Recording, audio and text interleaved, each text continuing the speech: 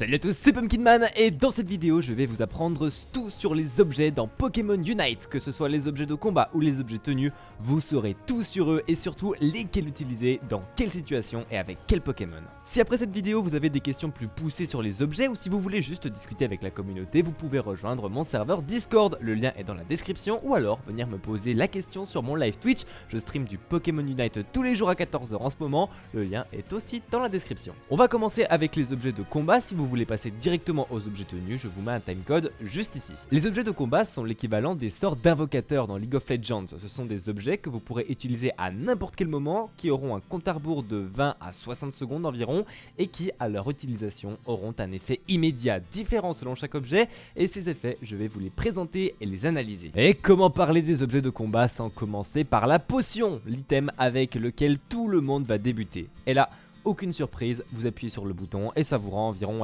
10-15% de vos HP, c'est bien pour débuter dans Unite et c'est également utilisable lorsque vous serez plus expérimenté avec des Pokémon de mêlée qui ont beaucoup de HP comme Ronflex ou Gros Doudou, ou même certains combattants comme Macogneur, voire des Pokémon offensifs qui souhaiteraient plus de survivabilité. Ça peut vous donner le petit boost de HP qui vous permet de survivre. On enchaîne avec le bouton fuite, le flash de League of Legends qui vous téléporte sur une courte distance, et celui-là vous allez le jouer avec beaucoup de Pokémon, notamment les Pokémon offensifs avec peu de mobilité comme Fenard. Ça va vous permettre d'esquiver des sorts adverses, de vous enfuir, de traverser les murs, bref, c'est très fort et ça renforce la mobilité de votre Pokémon comme jamais.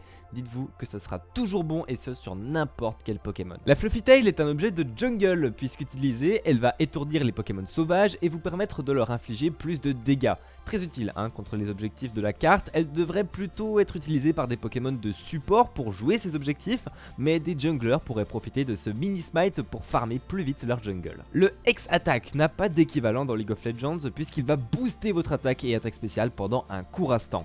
C'est très fort et ça va vous permettre de faire des engagements très puissants, et il faudra bien équilibrer cet objet pour les développeurs car il va être très utile sur beaucoup de Pokémon, notamment les Pokémon de mêlée comme Dracofeu ou Karchakroc et les jungler gankers comme Lucario et Absol entre autres. Le Full Heal est le meilleur ami des Pokémon de mobilité puisqu'il va leur permettre de retirer toute condition de statut sur votre Pokémon, que ce soit l'étourdissement ou le poison ou autre, et ça va le rendre insensible aux obstacles comme le mur de Fenard pendant quelques instants. Idéal pour conserver leur mobilité, mais ça va aussi profiter à des Pokémon offensifs fragiles qui auraient peur des attaques de contrôle de full adverse. Le Goal Getter est un objet pour jungler lui aussi qui va doubler la vitesse de scoring pendant un court instant. Pour Flambuzard, ça va être extrêmement fort, comme pour beaucoup de junglers qui aimeront se faufiler entre les lignes pour scorer d'ailleurs. La Slow Smoke crée un nuage de fumée qui va réduire la vitesse des Pokémon adverses pendant un court instant. Ça peut être utilisé de façon offensive pour piéger un adversaire comme défensive pour s'enfuir, et peut permettre de placer des sorts à air d'effet comme une capacité Unite ou l'attaque déflagration pour ne citer qu'elle plus facilement. Enfin, le X-Speed va augmenter la vitesse de déplacement de votre Pokémon et empêcher qu'elle soit réduite. C'est bon pour des Pokémon fragiles qui veulent absolument la meilleure option pour s'échapper, mais dans ce cas là donc on va le préférer au bouton fuite, mais sinon je vous conseille vraiment quand même notre eject button préféré. Voilà, on a fait le tour des objets de combat. Si vous avez des questions vous pouvez les poser en commentaire de cette vidéo bien évidemment, ou sur mon Discord, et n'oubliez pas de vous abonner si vous avez déjà appris quelque chose dans cette vidéo. Concernant les objets tenus maintenant, il y en a une belle liste donc on va aller vite, mais je vais essayer de vous expliquer tout en détail quand même, alors c'est parti. Les objets tenus, ce sont les runes dans League of Legends. Il s'agit de 3 objets que vous choisissez dans le lobby avant le début de la partie et qui, contrairement aux objets de combat, qui peuvent être utilisés quand vous le souhaitez, ont des effets passifs ou qui se déclenchent lors de certains événements. Vous allez voir, vous allez comprendre. Par exemple, le premier de ces objets tenus qu'on va présenter est la Buddy Barrière qui, lorsque le Pokémon qui la tient utilise sa capacité Unite, donne à ce Pokémon et à l'allié le plus proche un bouclier équivalent à 20% de ses PV totaux. C'est très utile pour les Pokémon de support puisque c'est un objet défensif qui peut vous permettre de renverser un combat et de vous sortir de situations compliquées en combinant la puissance d'une capacité Unite plus le fait qu'un bouclier soit donné à l'allié le plus faible aux alentours. Le Focus Band, lorsque son détenteur tombe bas en PV, redonne chaque seconde pendant 3 secondes 2% des PV qu'il a perdus, soit un total d'environ 5-6% de vos PV manquants. C'est pas grand chose mais encore une fois c'est la petite quantité de PV qui peut faire la différence. Les objets tenus par rapport aux objets de combat ont l'air d'avoir des effets et des statistiques dérisoires, je sais bien, mais faites attention car ils sont beaucoup plus importants qu'il n'y paraît. L'Assault Vest, lorsque son détenteur n'est pas en combat, donne un bouclier qui nullifie les dégâts d'attaque spéciale équivalent à 9% de ses PV totaux. C'est très fort pour les Pokémon tank qui lors des engagements adverses pourront tanker, au moins au début du combat, les dégâts liés à l'attaque spéciale d'un adversaire, et en plus ça vous donne un bonus de 9% de vos HP et ça c'est beaucoup. L'XP Share ou Multi-Exp en français vous permet, tant que vous êtes le Pokémon avec le moins d'expérience de la team, de gagner 2 points d'expérience par seconde. Cependant, vous ne recevrez plus de points d'expérience lorsque vos alliés font tomber des Pokémon sauvages et notamment des objectifs comme Elector ou Torgamore. Là, on est sur un objet purement pour les supports qui sont voués à avoir moins d'expérience que les autres car ils ne sont pas censés farmer pour laisser toute l'expérience à leur carry.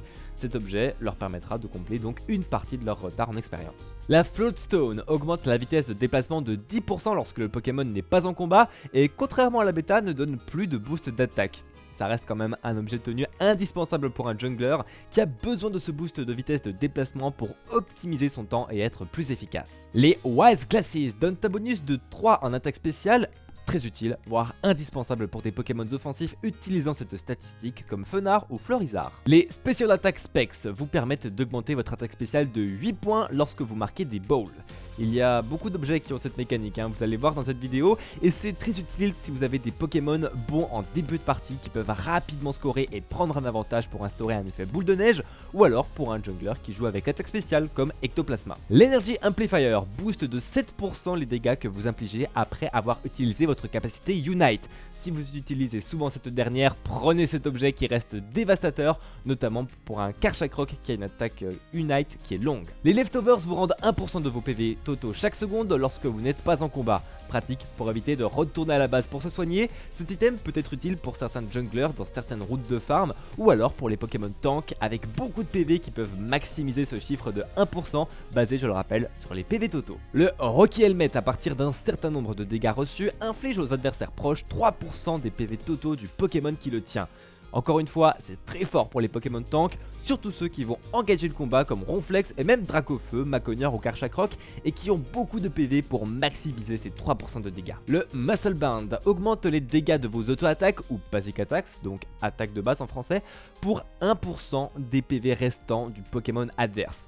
Pour les Pokémon offensifs qui jouent avec leurs auto-attaques, c'est un boost non négligeable et cet item est top tier sur Karchakroc qui a une vitesse d'auto-attaque folle grâce à son talent. La Scope Lens augmente les dégâts des coups critiques de vos attaques de base et non pas le taux de coups critiques, attention, et plus votre attaque est élevée, plus ce boost de dégâts est important.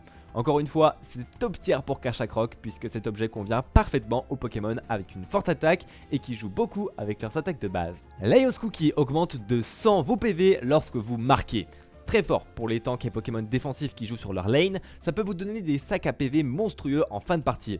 Ronflex lui va définitivement aimer ce cookie. Le Score Shield lorsque vous essayez de marquer va vous donner un bouclier équivalent à 5% de vos PV totaux et tant que ce bouclier est actif, vous ne pourrez pas être interrompu lorsque vous tentez de marquer. C'est immensément fort pour des junglers scorers comme Flambuzard, ça permet d'être beaucoup plus agressif pour marquer des points et ce petit bouclier de 5% de vos PV, il ne tank pas grand chose mais il va quand même tanker une auto-attaque et ça si vous avez un Goal Accelerator en objet combat, ça veut dire qu'une auto-attaque seule ne pourra pas vous interrompre et ça va grandement donc augmenter vos chances de scorer. La Shell Bell vous redonne un minimum de 45 HP à chaque fois qu'une de vos attaques touche et plus vous avez d'attaques spéciales, plus ce chiffre est élevé. Pour des Pokémon offensifs qui cherchent un peu de survivabilité, ça peut être utile, mais c'est vrai que cet objet reste le plus fort pour regagner des HP le plus vite possible, surtout si vous avez de faibles cooldowns sur vos attaques ou que vous pouvez les réutiliser comme Lucario. Et enfin, l'attaque Weight augmente votre attaque de 6 lorsque vous scorez, et ça va faire plaisir à beaucoup de Pokémon scorers, que ce soit Flambuzard, Karchakroc, Lucario, Absol et j'en passe. Voilà, on a fait le tour de tous les objets du jeu, merci d'être resté jusque là, et si vous avez encore des questions, n'oubliez pas que vous pouvez les poser en commentaire ou sur mon Discord ou mon Twitch, les liens sont dans la description, n'hésitez pas à venir dire bonjour. J'espère que cette vidéo vous a été utile et sur ce, c'était Pumpkinman et je vous dis à la prochaine sur Pokémon Unite FR.